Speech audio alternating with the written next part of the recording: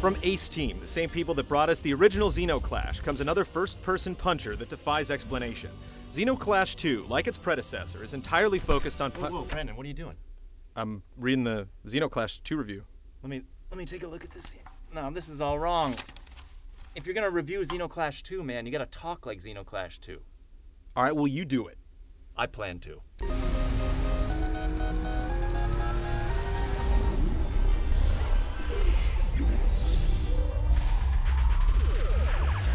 I don't think they'll be angry, but they'll feel it's all right to hurt us. Xenozoic is a place that would seem strange to outsiders. There are many unique plants and animals here.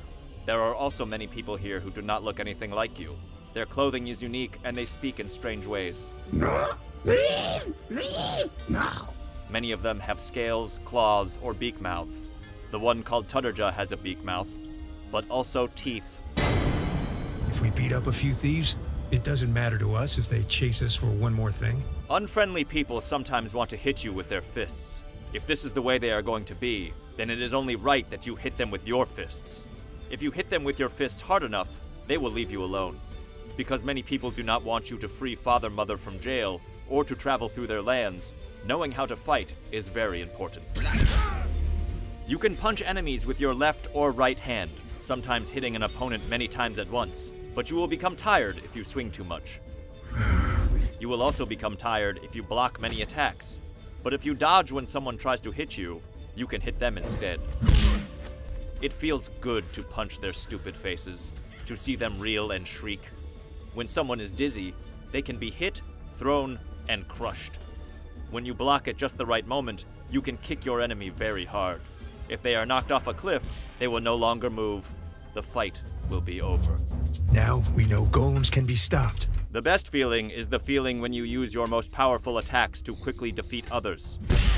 When your enemies fall to the ground, you are able to kick them. It is not fair, but there really is no such thing as fair anyway. The important thing is to win, not lose.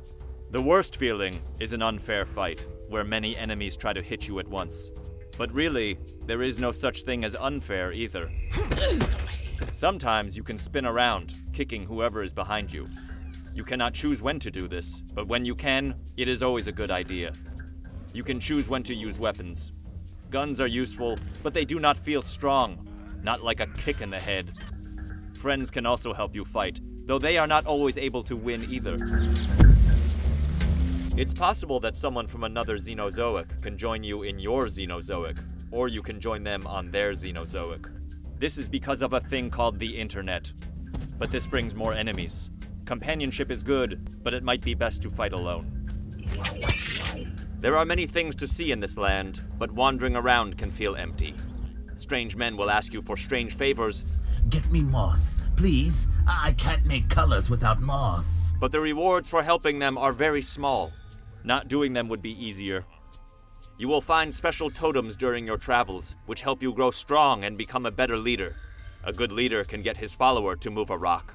When a rock will not let you see what's behind it, that's probably a rock that should be moved. Rocks should not keep secrets. Now I'm convinced we have to get to his home to find a weapon. Magical artifacts can help you solve problems. A gauntlet can capture the power of the sun or moon, and a metal glove can link one thing to another.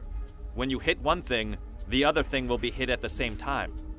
There are not many ways to change the world, but with these magical artifacts, the world can be changed, at least in a small way.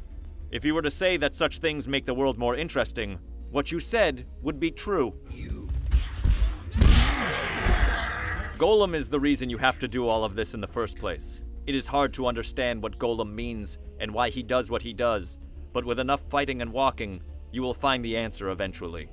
Sometimes, though, your path is not clear. A marker may show you the way forward, but not always. That's just the way markers are. People in Xenozoic do not like to repeat themselves, and you may forget what you're doing. You will feel confused because your way will be blocked. You will wander around, and you may feel like punching something. Because you will feel this feeling, it's good that there is always something for you to punch. The score is 7.3.